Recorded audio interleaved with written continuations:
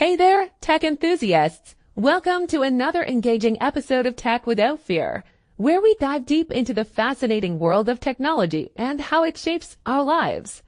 Today, we're tackling an intriguing question. How do computers think? Now, this might sound a bit complex, but don't worry, we're going to break it down together in a fun and simple way. So, let's start by imagining a world where computers can think and communicate like humans. Hey there, tech enthusiasts! Welcome to another engaging episode of Tech Without Fear, where we dive deep into the fascinating world of technology and how it shapes our lives. Today, we're tackling an intriguing question. How do computers think? Now, this might sound a bit complex, but don't worry, we're going to break it down together in a fun and simple way. So, let's start by imagining a world where computers can think and communicate like humans. But instead of debating which pizza toppings to choose, they're handling binary decisions. But before we jump in, I want you to picture this. Whenever you press a button on your laptop or smartphone, thousands of tiny gates are whirring into action. Deciding what should happen next, isn't that mind-blowing?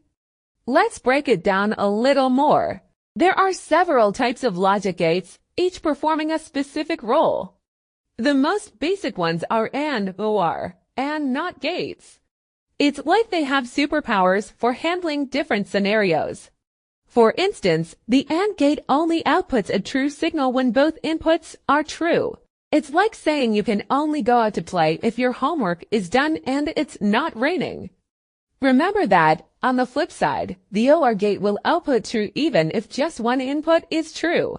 It's like saying you can devour ice cream if it's your birthday or you completed all your chores. Tempting, right? Then there's the NOT gate, which is just a little bit tricky. It does the opposite of whatever is inputted. So if you're feeling adventurous, try saying yes when it means no. Just kidding, but you get the point. Combining these gates, we move into more complex operations. Think of them as building blocks. By stacking them together, computers can perform more complicated calculations and functions. Imagine constructing a Lego tower. The more pieces you have, the taller and more complex your creation can be.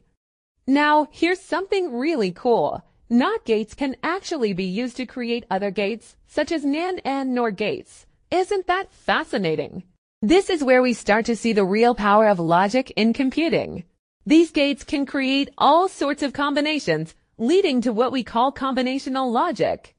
And the result of these creations can be used to build the foundation of all computing processes. So, why does this all matter? Understanding how computers think can empower you. It allows you to better appreciate the technology in your daily life. Whether it's a smartphone unlocking through facial recognition, the algorithms suggesting your next binge watch, or even financial transactions happening in seconds, it all roots back to these fundamental logic gates. Now, let's make this interactive. Think about the last time you used your devices. What functions do you think might be using these logic gates? Feel free to drop your thoughts in the comments below. I'd also love to hear your own experiences with technology if maybe you had a glitch that made you think your computer was playing tricks on you. Sharing is caring, and your stories might just spark a great conversation. But before you go, if you're enjoying this journey into understanding computers, make sure to subscribe to our YouTube channel for more exciting content. We've got a treasure trove of topics waiting for you, and you won't want to miss out. As we start to wrap up, remember that computers might not think like us, but they've got their own unique way of processing information. It's a world filled with innovation, creativity, and the magic of technology. So, the next time you interact with your devices, remember the incredible logic that fuels their operations. Thanks for joining us today on Tech Without Fear. Keep exploring, stay curious, and let's continue uncovering the wonders of technology together. Don't forget to like, comment, and subscribe. And as always, keep questioning how things work. Until next time.